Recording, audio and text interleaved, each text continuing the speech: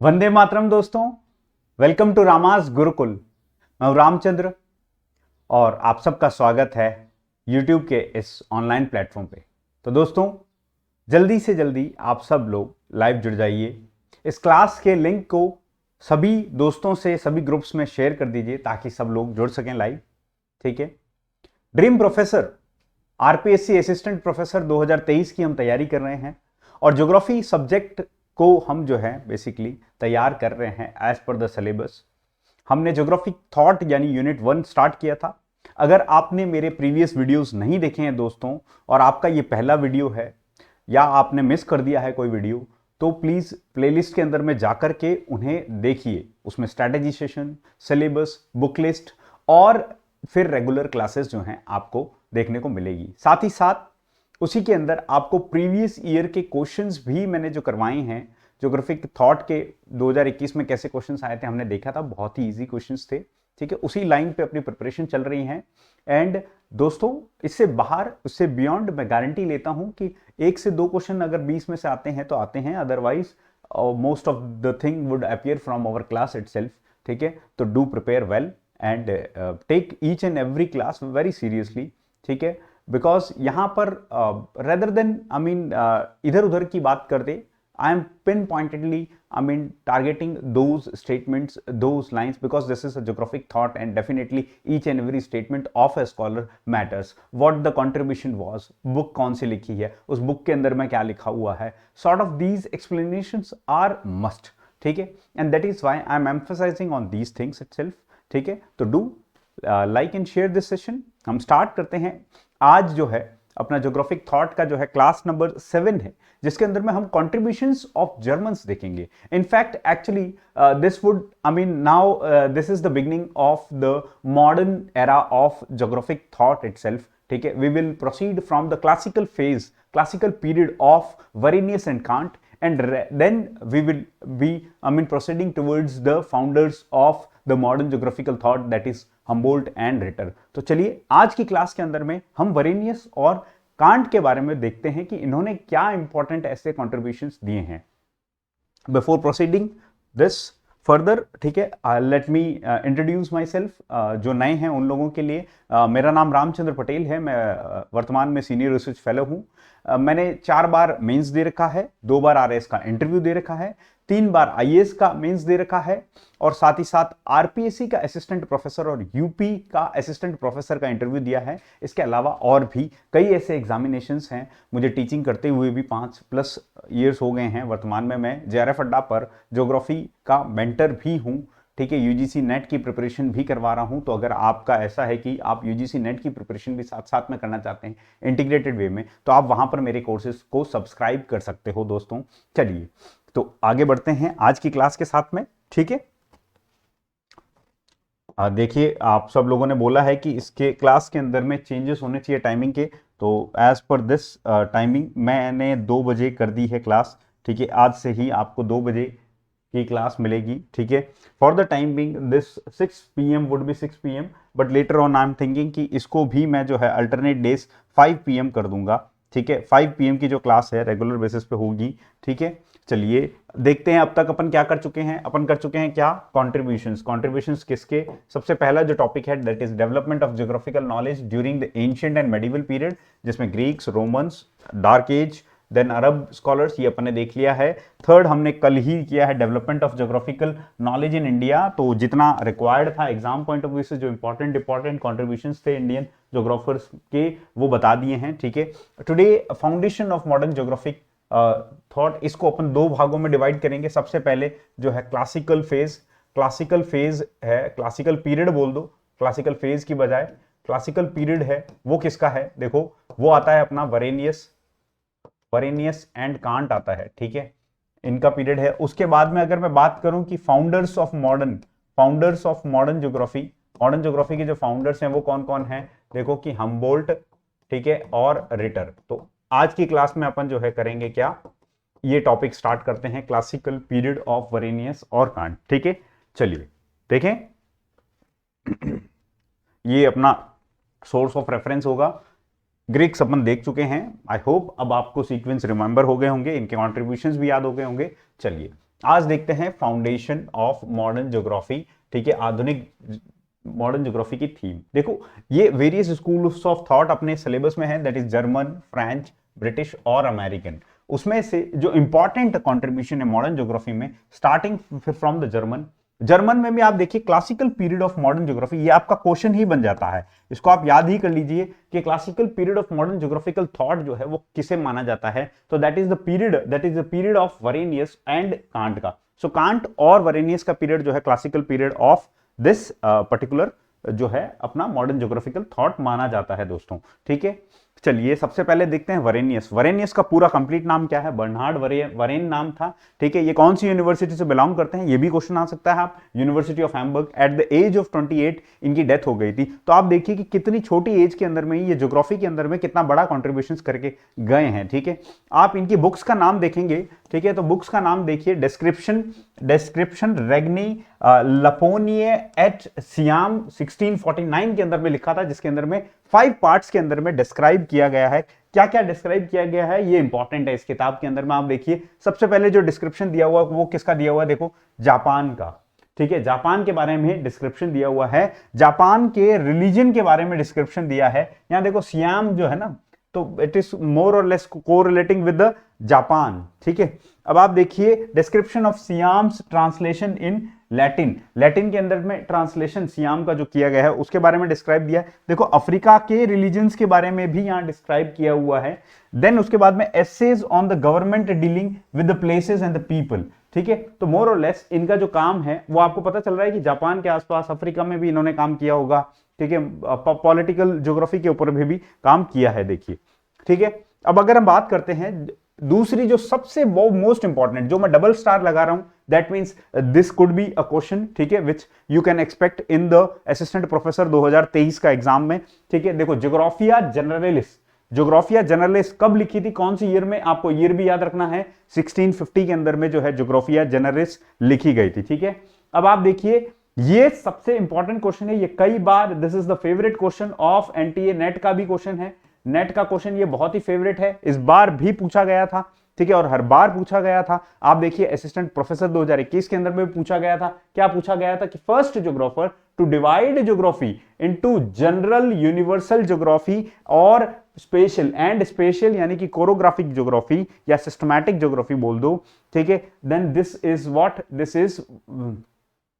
What Varenius, इसका example क्या है, वरेनियस। तो दिस स्टेटमेंट इज इंपॉर्टेंट कि जनरल वर्सेस स्पेशल किसने डिवाइड किया था, डिवीजन की बात कर रहा हूं मैं, डिवीजन की बात कर रहा हूं, मतलब डाइकोटमी की बात करूंगा। डाइकोटमी क्या होती है दोस्तों, डाइकोटमी होती है change between two different views of thought, ठीक है, two different schools of thought. अगर मैं बात करूं दोनों का एरिया डिफरेंट है, ठीक है, ये जो है काला है, ये है सफेद, this is dichotomy in itself, opposite to each other, ठीक है, अप्रोच डिफरेंट होती है। उसी तरीके से जनरल ज्योग्राफी की अप्रोच डिफरेंट है और स्पेशल ज्योग्राफी की अप्रोच डिफरेंट है। अब आप देखिए ये भी डबल स्टार वाला क्वेश्चन है, अगेन ये भी पूछा जा सकता है, who propounded the dichotomy between what, systematic and the regional geography. This is more और लेस सिमिलर, ठीक है। आप देखिए जो सिस्टमैटिक है वो स्पेशल ज्योग्राफी है, जो रीजनल ज्योग्राफी है वो जनरल ज्योग्राफी है, ठीक है। तो यहां देखिए कि he brought together the contemporary knowledge of astronomy और कार्टोग्राफी। तो एस्ट्रोनॉमी और कार्टोग्राफी को इसने जो है साथ में लेके आए थे। Both regional and systematic geography जो है इंटरडिपेंडेंट है, मतलब ऐसा है कि इन्होंने डाइकोटमी प्रोपाउंड की, लेकिन लेटर फेज के अंदर में ही रियलाइज्ड कि no, one cannot survive without the help of the other, so he said कि there need to be a regional synthesis between the regional geography and systematic geography, that means these are the two interdependent school of thoughts, ठीक है, remember this thing। चलिए अब आपको मैं अगर बात करूं, he divided general geography, general geography का अपन क्या समझते हैं, देखो जनरल ज्योग्राफी को इसने दो भागों में डिवाइड किया है वरेनियस ने, क्या, एक तो एब्सोल्यूट टर्म और दूसरा है रिलेटिव या फिर प्लेनेटरी पार्ट। तो ये भी इंपॉर्टेंट है। देखो एब्सोल्यूट के अंदर में क्या बात कर रहा है, एब्सोल्यूट के अंदर में बात कर रहा है कि जो टेरिटोरियल पार्ट है उसका जो फिजिकल डिस्क्रिप्शन है वो देना, ठीक है। और वहीं अगर मैं बात करूं बेसिकली कि जो रिलेटिव या फिर प्लेनेटरी है, this is concern with earth's relation ठीक है, टू द अदर स्टार, यानी कि बाहर जो यूनिवर्स हैं उसके अंदर में जो हेवनली बॉडीज हैं उनके साथ में कैसा रिलेशन है अर्थ का, उसके बारे में ये बात कर रहा है किसमें, रिलेटिव टर्म्स में, ठीक है। जबकि एब्सोल्यूट टर्म में अर्थ के ऊपर की जो है, हम ज्योग्राफी में भी अर्थ के ऊपर का सरफेस का डिस्क्रिप्शन ही पढ़ते हैं, सो इसने भी एब्सोल्यूट टर्म में टेरेस्ट्रियल पार्ट के बारे में बात किया है। टेरेस्ट्रियल मींस अर्थ लाइक, यानी ठीक है, टेरेस्ट्रियल का मतलब अर्थ का पार्ट, ठीक है। सो ये देखिए, अब देखिए द कंपैरेटिव सेक्शन जो है, इसमें इन्होंने क्या सेक्शन डिस्कस किया है, he discuss the location of different places in relation to each other and the principles of navigation, ठीक है। तो इसके अंदर में इन्होंने क्या है, एक तो एब्सोल्यूट के बारे में बात किया है, एब्सोल्यूट टेरिटोरियल पार्ट, ठीक है, दूसरा रिलेटिव या फिर प्लैनेटरी पार्ट, और तीसरा जो है कंपैरेटिव सेक्शन है, जिसके अंदर में इन्होंने क्या किया है, डिस्कस किया है डिफरेंट जो रिलेटिवली अपन किस तरीके से कंपेयर कर सकते हैं डिफरेंट रिलेशन, ठीक है, with the other principles of the navigation. He is the first scholar, ये याद रखिएगा, this is again an important, ठीक है, फर्स्ट स्कॉलर थे, ठीक है, who advocated that the highest जो टेम्परेचर है वो कहां मिलेगा, would not be recorded at the equatorial belt but along the tropics। आपको भी पता है कि जो इक्वेटोरियल बेल्ट है उसके अंदर में 2 मैक्सिमा और 2 मिनिमा आते हैं, ठीक है, यहां पर 2 मैक्सिमा और 2 मिनिमा आते हैं। वहीं अगर मैं बात करूं यहां पर, तो यहां पर एक ही मैक्सिमा आएगा साल के अंदर में ट्रॉपिक्स के ऊपर में, ठीक है। और आप देखिए कि जो मैक्सिमम टेम्परेचर रिकॉर्ड किया जा रहा है, यानी हाईएस्ट टेम्परेचर जो रिकॉर्ड किया जा रहा है वो इक्वेटर पे ना रिकॉर्ड, क्योंकि average annual range of temperature यहां कम होती है, ठीक है, और वो कहां रिकॉर्ड हो रहा है, ट्रॉपिक्स के अंदर में। और ऐसा बोलने वाला कौन था, पर फर्स्ट स्कॉलर थे ये। कुछ चीजें अपन जान लेते हैं कि यार ये जो वर्ड्स आगे आने वाले हैं उसका मीनिंग क्या रहेगा। देखो कल्चरल लैंडस्केप की अगर मैं कहीं पे भी बात कर रहा हूं, दैट मींस ये एक होलिस्टिक टर्म है। आप देखो कार्ल सौर भी आएगा, कल्चरल लैंडस्केप की बात करेगा, तो कल्चरल लैंडस्केप क्या है, एक होलिस्टिक टर्म है। It includes the description of inhabitants, ठीक है, उनका जो अपीयरेंस है, आर्ट्स है, कॉमर्स है, कल्चर है, लैंग्वेज है, रिलीजन है, सिटीज एंड गवर्नमेंट एटसेट्रा।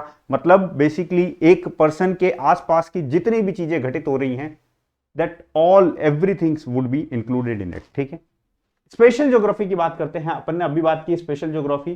तो special geography deals with the features, special है, ठीक है, तो यानी कि डिफरेंट जो है कंट्रीज, ठीक है, उनके रीजन्स, ठीक है, उसके बारे में बात कर रहे हैं। और स्पेशल ज्योग्राफी जो है it is called as regional geography. So I mean beg a pardon, ठीक है, मैंने इनिशियली जो है रिवर्स को रिलेट कर दिया था स्पेशल ज्योग्राफी के बारे में। तो स्पेशल ज्योग्राफी जो है वो है regional geography, it is regional, special is regional, whereas general is systematic, ठीक है। मैंने थोड़ा सा उल्टा रिवर्स कोरोलरी दे दी थी। तो रिमेंबर दिस थिंग कि it deals with the special features of different countries, unique features के बारे में डिस्कस करेंगे। इसके बारे में एक रीजन के बारे में आप खुद जानते हैं, रीजनल ज्योग्राफी में भी हम क्या है, यूनिक कैरेक्टरिस्टिक्स, यूनिफॉर्म कैरेक्टरिस्टिक्स के बारे में बात करते हैं, ठीक है। उसकी एक स्पेसिफिक बाउंड्री होती है, एक स्पेसिफिक लोकेशन होती है, ठीक है। वैसे ही स्पेशल ज्योग्राफी के अंदर में होता है। और इसकी यूटिलिटी डेफिनेटली कहां होगी, देखो गवर्नमेंट की जो भी एडमिनिस्ट्रेशन होगी, प्लानिंग होगी, regional planning, backward area planning etcetera, वहां पर कॉमर्स, ट्रेड वगैरह अगर अपने को करना है तो उसके बारे में बात करेंगे, वो यहां पर यूटिलाइज होगी क्या, स्पेशल ज्योग्राफी। वहीं अगर मैं बात करता हूं जनरल ज्योग्राफी की, तो general geography is nothing but systematic geography which deals with the general laws, नाम बता रहा है जनरल है, ठीक है, जनरल यूनिवर्सल लॉज, ठीक है, ऑफ द सब्जेक्ट, ठीक है, it is called as systematic geography, याद रखिएगा। And it provides the fundamental need, मतलब क्या प्रिंसिपल्स हैं जिसके ऊपर जो है बेसिकली ज्योग्राफी वर्कआउट करती है, ठीक है, fundamentals which need to be applied in the special geography. तो ये जो है मतलब स्पेशल ज्योग्राफी के जो भी इंपॉर्टेंट प्रिंसिपल्स होंगे वो कौन प्रोवाइड करेगा, जनरल, ठीक है। उन पैरामीटर्स को हम स्पेसिफिकली कहां पर मतलब जो है बेसिकली यूटिलाइज करेंगे, वो करेंगे हम स्पेशल ज्योग्राफी में, ठीक है। तो ये कुछ की टर्म्स हैं जिसको आपको ध्यान में रखना है, ठीक है। नेक्स्ट जो आता है अपना, कौन आता है, इमैनुअल कांट। कांट जो है बहुत ही अच्छे स्कॉलर रहे हैं 1724 से 1804। अब आपको याद होगा कि इन्होंने जो है बेसिकली नेबुलर हाइपोथेसिस दी थी, कांट क्या, ठीक है। और कांट की बहुत ही फेमस किताबें हैं जिसको बार बार पूछा जाता है एग्जाम्स में, तो आप वो भी याद रखिएगा, ठीक है। अगेन ही वॉज बॉर्न, ठीक है, ऑन अप्रैल 22, 1724, ठीक है, एट कॉनिसबर्ग यानी कि कलिनग्रेड इन ईस्ट प्रूशिया, यानी कि रशिया के अंदर में ये बॉर्न थे, मतलब इनका जो बर्थ हुआ था वो रशिया के अंदर हुआ था। He studied in the university of Konigsberg, ठीक है, and on 12th of June 1755 he was awarded PhD on the thesis De Igne, यानी कि ऑन फायर, ठीक है, प्रूशिया, ईस्ट प्रूशिया, ठीक है, at that time Prussia means Germany, ठीक है। He delivered his last lecture in 1796 and died on 12 Feb 1804, ठीक है। तो आप देखिए ये एक ब्रीफ ओवरव्यू है उनके बर्थ का, वो कौन सी यूनिवर्सिटी में स्टडी किए थे, उनकी कब डेथ हुई थी, ठीक है। तो ये थोड़ा सा ओवरव्यू है जो आपको याद रखना है। टाइमलाइन आपको 1724 से लेके 1804 तक कांट का टाइमलाइन है, याद रखना है ये। चलिए इनकी books very very important, this slide is very important, you can find a question out of it, ठीक है। सबसे इंपॉर्टेंट क्वेश्चन जो कि 2022 के अंदर में ये क्वेश्चन पूछा गया था, देखो कि general natural history and the theory of heavens 1755, ये जो है 2022 के अंदर में नेट में क्वेश्चन पूछा गया था, ठीक है। General natural history and theory of heavens, then critique of pure reason, ये किसने लिखी है, कांट ने लिखी है। ये सारी किताब बुक्स किसकी हैं, कांट की हैं, इमैनुअल कांट 1781 में, ठीक है। क्रिटिक ऑफ जजमेंट 1790 के अंदर में, and he also wrote an essay on anthropology from pragmatic point of view 1798, ठीक है। इसके अंदर में क्या है, ज्योग्राफिकल अकाउंट्स हैं ऑफ द रेसेस, ठीक है, and the ethnic groups of the world, ठीक है। तो यहां पर आप देखो एंथ्रोपोज्योग्राफी बात ही कर रही है, रेसेस की बात करेगी, ठीक है। सो एक ऐसे जो है एंथ्रोपोज्योग्राफी से रिलेटेड भी लिखा था जिसके अंदर में रेशियल ग्रुप्स वेरियस और जो है इथनिक ग्रुप्स जो हैं वर्ल्ड के अंदर में, उसके बारे में बात की थी कांट ने, ठीक है। चलिए आगे बढ़े कि mainly interested in the physical geography, इनका जो मेन इंटरेस्ट था वो किसमें था, physical geography, and he propounded, he coined the use the term, first time use किया था term nature to mean the objective world outside of the observer's mind. हम जो सोच रहे हैं उसके बाहर का जो ऑब्जेक्टिव वर्ल्ड है दैट इज नेचर, ठीक है। इनका क्लियर डेफिनेशन क्या थी कि what we are thinking outside that world, ठीक है, जो भी है वो क्या है, नेचर है, ठीक है। Two different ways of grouping और classifying empirical phenomena for the purpose of studying them systematically, वो कौन से दो डिफरेंट वेज हैं, देखो in accordance with the nature, जो नेचर है वो क्या है, लॉजिकल क्लासिफिकेशन है, और in accordance with the position in the time and space, देखो टाइम और स्पेस की बात कर रहा है। आगे आप देखोगे जनरल हिस्ट्री वर्सेस ज्योग्राफी, ठीक है।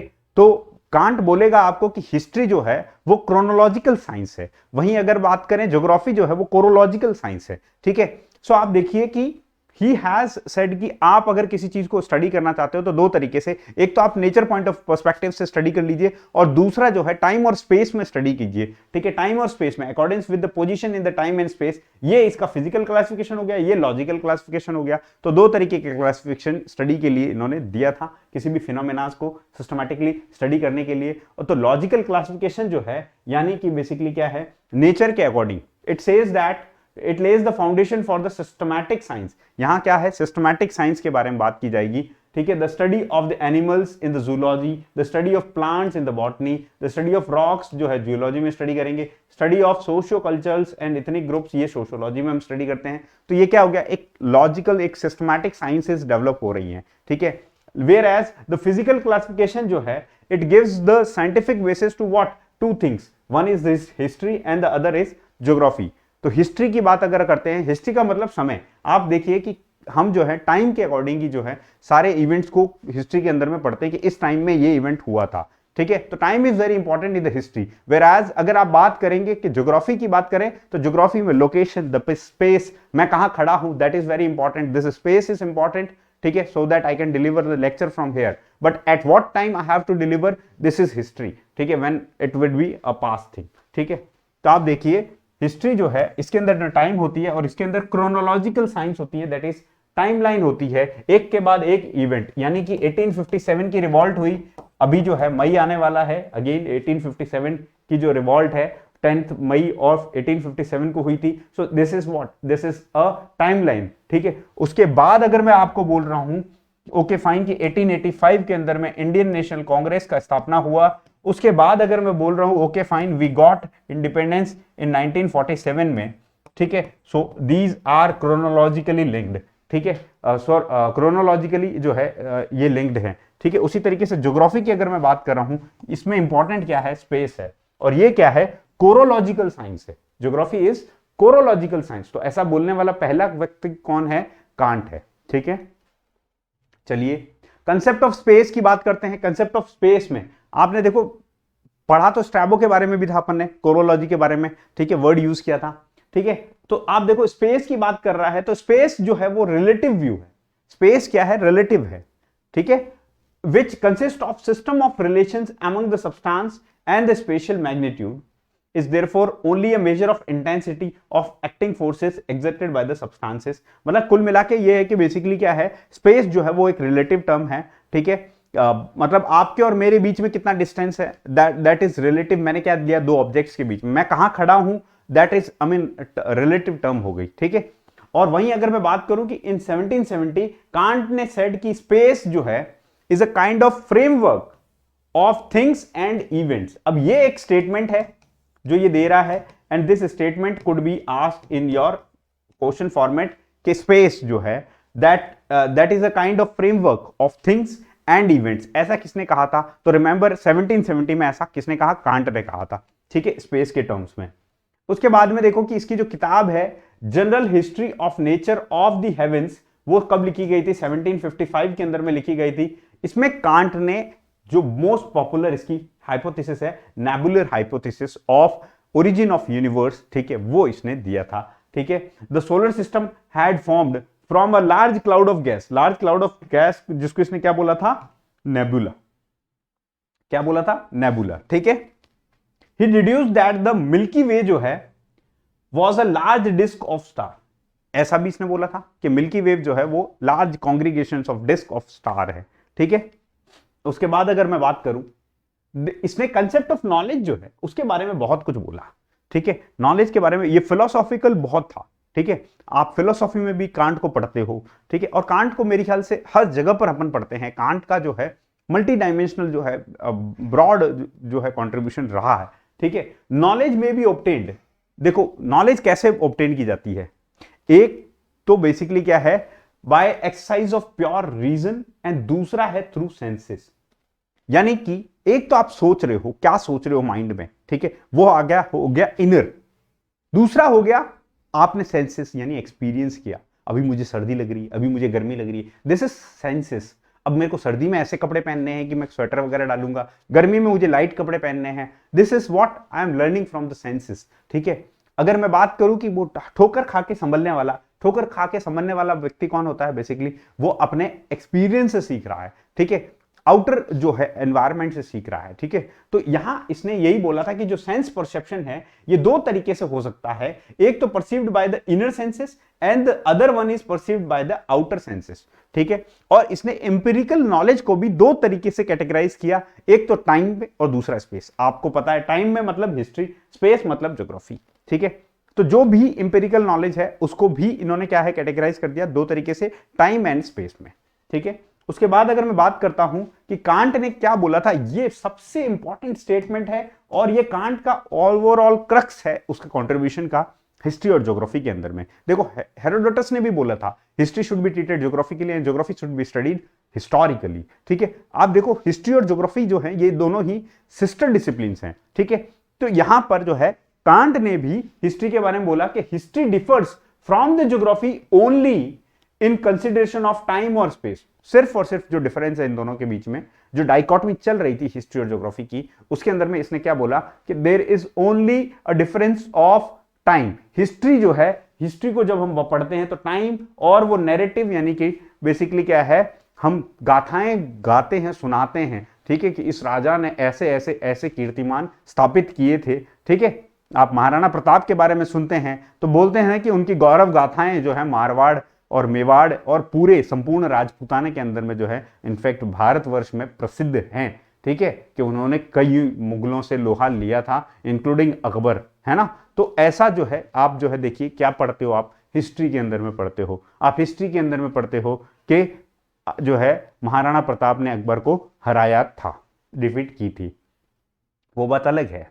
हिस्ट्री जो है लिखने वाले कुछ और ही होते हैं। तो जब आप एनसीईआरटीज पढ़ते हो तो कई बार ऐसा होता है कि आप किसी हिस्टोरियन का पर्सपेक्टिव पढ़ रहे हो, ठीक है। They do changes, I mean some sort of history, ठीक है, जबकि होती भी नहीं है कई बार। देखिए ज्योग्राफी की बात करते हैं तो ज्योग्राफी के अंदर में स्पेस जो है इंपॉर्टेंट होता है, और यहां क्या होता है, डिस्क्रिप्शन, ठीक है। वहां पहाड़ है, वहां नदी है, वहां झरना है, वहां नाला है, ठीक है। ये क्या है, डिस्क्रिप्शन है, ज्योग्राफिकल डिस्क्रिप्शन है कि ठीक है कि रामायण के अंदर में अगर बात करें कि श्री राम जब गए, ठीक है, तो श्री राम ने जो है एक बहुत बड़ा विशाल सागर है, ठीक है, उसको जो है बेसिकली आप समझ रहे हो कि धनुष से जो है गुस्सा आने पे जब मार्ग नहीं दिया तो धनुष से जो है उसको सुखा देने की बात की। अब ये क्या है, this is a geographical description, ठीक है। डिस्क्रिप्शन की इंडिया को सेपरेट कर रहा है कौन, श्रीलंका और इंडिया के बीच में जो सेपरेट किया है, बाद में वो बांध बनाए हैं और ये सब आए हैं, ठीक है।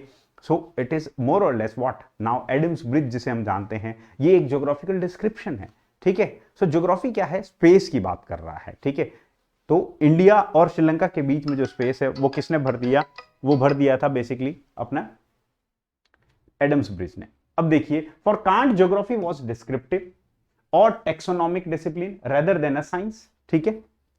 वहीं अगर हम बात करते हैं, he used chorographic meaning descriptive to describe the geography, ठीक है। कोरोग्राफिक का मतलब होता है descriptive, to describe the geography, उसके लिए इसने क्या यूज किया, कोरोग्राफिक। देखो बाद में हेटनर ने जो है, हेटनर ने इसी कोरोग्राफिक को ट्रांसफॉर्म किया था कोरोलॉजिक, इसको डबल स्टार कर दो।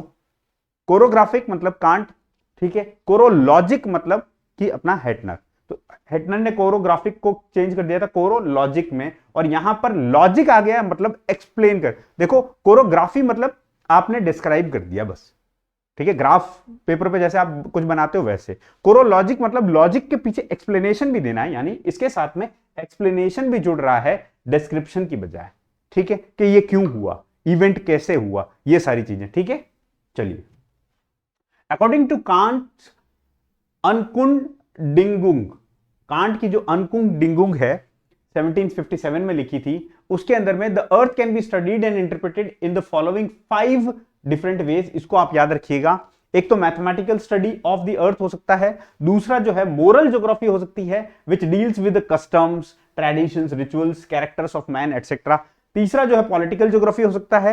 चौथा आप देखिए कॉमर्शियल ज्योग्राफी, और पांचवा जो है थियोलॉजिकल ज्योग्राफी। तो आप देखिए ये वेरियस स्कूल्स हैं जिसके अंदर में जो है कांट का कहीं ना कहीं कंट्रीब्यूशन भी रहा होगा, ठीक है। तो mathematical study of the earth, moral geography की स्टडी कर रहे हैं, पॉलिटिकल ज्योग्राफी, कॉमर्शियल ज्योग्राफी और थियोलॉजिकल ज्योग्राफी। तो ये जो है कांट का जो है अपना रहा है कंट्रीब्यूशन।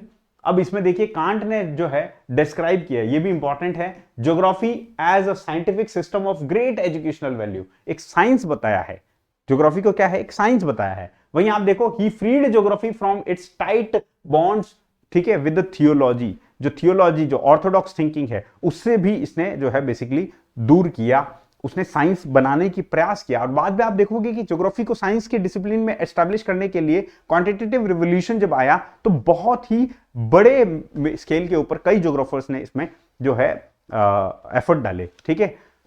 आप देखोगे बहुत ही पॉपुलर एक डिबेट रही है हार्टशॉन और शेफर की, वो भी अपन पढ़ेंगे, ठीक है। उसके बाद में first who provided an early statement geography as chorology, ऐसा भी किसने बोला था, कांट ने, ठीक है।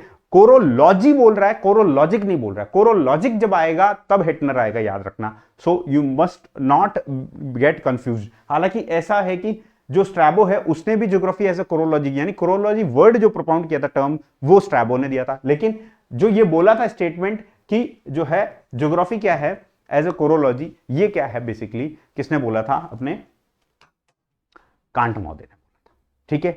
और याद रखिएगा, जो मॉडर्न ज्योग्राफी की जो फाउंडेशन है, the founders of modern geography हैं, वो कौन है दोस्तों, Humboldt and Ritter.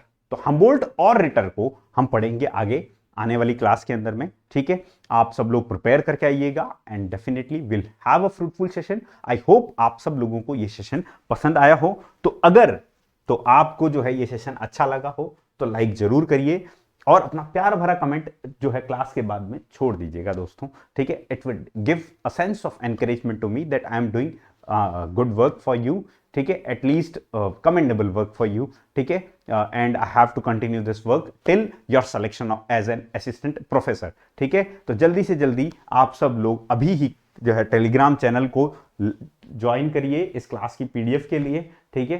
Thank you very much दोस्तों, और अपने हर दोस्त तक ये जो है बेसिकली इस सेशन के लिंक को जरूर शेयर करिएगा। आप अपना सपोर्ट और प्यार बनाए रखिएगा। मैं इसी तरीके से आप लोगों के लिए इंफॉर्मेटिव सेशंस लेके आता रहूंगा। चलिए फिर मिलते हैं नेक्स्ट क्लास में ज्योग्राफी की दोस्तों।